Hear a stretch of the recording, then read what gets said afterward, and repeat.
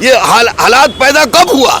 जब उस तरह की अव्यवस्था पैदा हुई तब, जब पेपर ही नहीं मिला, जब पेपर ही नहीं मिला तब। हाँ। तो इस तरह ये आयोग को कह देने से काम नहीं चलेगा। मान ले कि कुछ उदंड होंगे, तो कुछ उदंड के चक्कर में 1480, 1580, 1680, 2000 लड़के का जिंदगी बर्बाद करना किसी भी तरह से को उचित नहीं है। इसलिए परीक्षा हो दोबारा निश्चित रूप से हो उस सेंटर का। आप लोग चुपचाप अपने पढ़ाई पर केंद्रित कीजिए। जहां आपके साथ नाइंसाफी हुई है उसके लिए आवाज़ उठाने के लिए हम लोग तैयार हैं। अगर आपके साथ बिल्कुल नाइंसाफी हो जाएगी तो मैं हिंसात्मक रूप से रोड पर उतरने के लिए भी तैयार हूँ। तो नमस्कार दोस्तों, 70वीं बीपीएससी का परीक्षा समाप्त हो चुका है और बापू परीक्षा परिसर में बहुत हंगामा भी देखने को मिला। हालांकि आयोग का कहना है कि जो छात्र पेपर लेकर गए हैं हम उन्हीं पर कार्रवाई करेंगे क्योंकि सरकारी संपत्ति को नुकसान पहुंचाया है। अब छात्र किस तरह से कल रो रहे थे, पेपर तक नहीं मिला, ग्रुपबाजी में क्वेश्चन डिस्कशन, तमाम आरोप छात्र लगा रहे हैं और आयोग ने सारी चीज़ों से पल्ला अपना झाड़ लिया है। इस पूरे मुद्दे पर बात करने के लिए अभी हमारे साथ गुरु रहमान सर हैं। सारी चीज़ों पर बात करेंगे।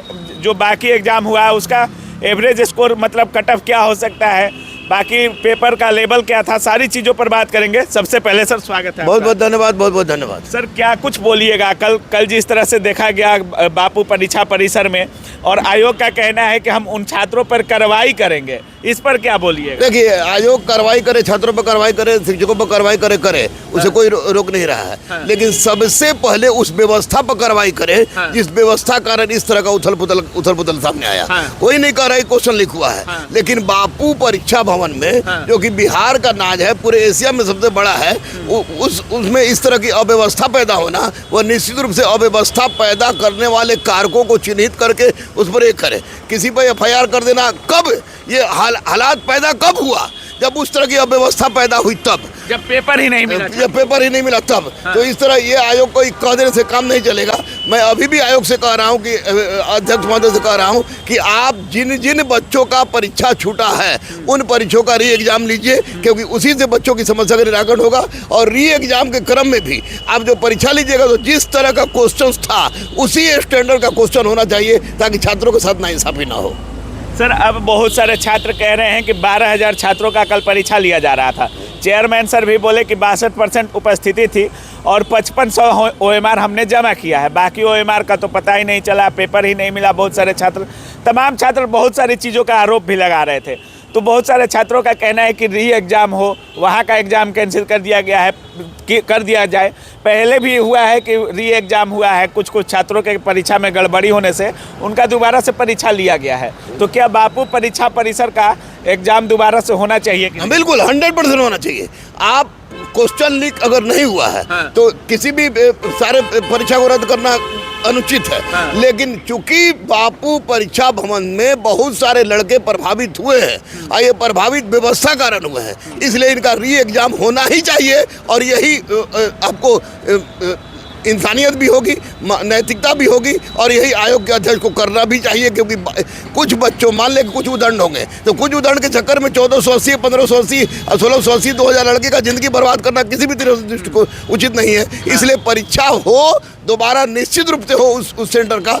और साथ साथ ये भी हो कि क्वेश्चन का स्टैंडर्ड को मेंटेन करे जैसा था उसी तरह का क्वेश्चन देंगे, नहीं कि बहुत टफ पूछ दे या दूसरे तरफ पूछ दे, लेकिन परीक्षा होना चाहिए। सर बहुत सारे छात्र डरे भी हुए हैं, जो एग्ज़ाम देकर आए हैं वो भी, और जो इनका बापू परीक्षा परिसर में था वो तो मतलब बेचैन है ही।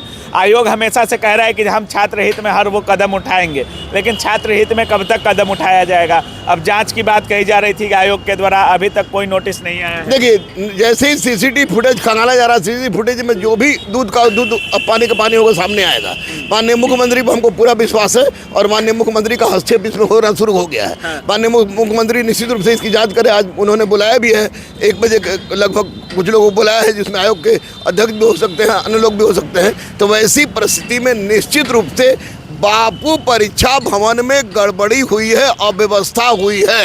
क्वेश्चन लीक की बात मैं नहीं कर रहा हूं, लेकिन वो अव्यवस्था हुई है। अव्यवस्था के लिए निश्चित रूप से जो आयोग या आयोग के सुप्रिटेंडेंट ये उत्तरदायी है, इसको देखें। और किसी से बदला बदली लेने से क्या फायदा? चुपचाप वहाँ का परीक्षा कैंसिल करें और उसका परीक्षा ले लें।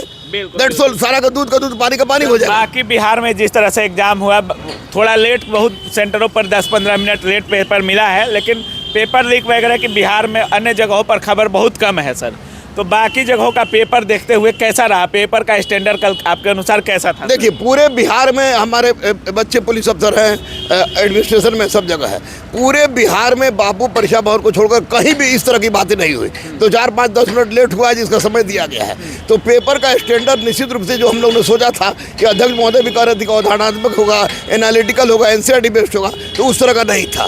क्वेश्चन बहुत आसान भी थे और कुछ 2, 4, 10 क्वेश्चन थोड़ा अगर टफ था तो उसको लड़का छोड़ भी देगा तो भी बहुत सारा क्वेश्चन बन जाएगा। तो उस आधार पर हमको लगता है कि 100 से कम कट ऑफ 100 से कम कटअप किसी हालत में नहीं जाएगा। हाँ। किसी हालत में नहीं जाएगा। मतलब पेपर के लेवल को देखते हुए 100 से नीचे कट 100 से कम न कटअप। जनरल का कह रहे हैं। मैं जनरल कह रहा हूँ, अब बाकी उसी में अब 100 हो, 102 हो, 103 हो, 105 हो, लेकिन 100 से कम की अपेक्षा अगर जनरल वाले करते तो नहीं होगा। और बाकी कैटेगरी का 2-2, 3-3 नंबर, 4-4 नंबर घटा दीजिए, लेकिन क्वेश्चन का लेवल के अनुसार नेगेटिव मार्किंग इसलिए हाँ, अगर निगेटिव नहीं रहता तो 125-30 कटअप चल जाता। निगेटिव ऐसा लेवल था, लेकिन निगेटिव है, इसलिए मैं बोल रहा हूँ कि 100+ पर बच्चे का हो जाएगा। अच्छा सर, फीमेल कैंडिडेट को क्या बोलिएगा? फीमेल कैंडिडेट कितने पे मेंस की तैयारी में लग जाए? 80 जिनका है वो मुख्य परीक्षा में लग जाए। फीमेल कैंडिडेट फीमेल 80 है तो मुख्य परीक्षा में लग जाए। हाँ, जैसे सर कह रहे हैं कि 100 से कम नहीं जा सकता है, तो बहुत सारे छात्रों का 90 होगा, 95 होगा, 92 होगा, तो उनको मेंस की तैयारी में लग रहा है। 95-90 पर तो रिजल्ट नहीं होगा, लेकिन 90+ जिसका है वो मेंस की तैयारी करे। हाँ। मेंस की तैयारी करे, क्योंकि हो सकता है कि उनका हो जाए, लेकिन 100 से कम हमको नहीं लग रहा है। 95 वाले का हो जाए तो बहुत अच्छी बात है। उनको मेंस की तैयारी छोड़नी नहीं चाहिए, उनको लग जाना चाहिए। मतलब रहमान सर के अनुसार 100 जा सकता है। कैटेगरी वाइज कितने नंबर का अंतर? कैटेगरी वाइज 2, 3, 4 नंबर घटेगा तो घटता है, हमेशा घटता है। हाँ। घटता है। सबसे ज़्यादा लाभ ईबीसी को मिलने जा रहा है इसमें। अच्छा। ईबीसी को, और बाकी लोग कैटेगरी में आपको यानी 95+ जो भी है SC ST, हाँ। उन लोग का कटअप रह सकता है, ये मैं कह सकता हूँ। हाँ, मतलब 95 से ऊपर रिजल्ट हो सकता है। रिजल्ट मेंस की तैयारी में मेंस की तैयारी में लग जाए। चलिए, बाकी लास्ट में छात्रों जो परेशान है सर, उनको क्या कुछ बोलिएगा? देखिए, छात्रों को हम यही कहेंगे, देखिए आप स्टूडेंट हैं, स्टूडेंट का काम पढ़ना, अपनी ज़िंदगी को संवारना है। तो कोई भी अफवाह फैलाने वाले हों, दलाल हों, जोर हों, उनसे बच के रहिए। और आपके लिए माननीय मुख्यमंत्री तो कम से कम 100% तैयार है। इसलिए आप लोग चुपचाप अपने पढ़ाई पर केंद्रित कीजिए। जहाँ आपके साथ नाइंसाफ़ी हुई है उसके लिए आवाज़ उठाने के लिए हम लोग तैयार हैं। अगर आपके साथ बिल्कुल नाइंसाफ़ी हो जाएगी तो मैं हिंसात्मक रूप से रोड पर उतरने के लिए भी तैयार हूँ। चलिए, बहुत बहुत धन्यवाद। Thank you.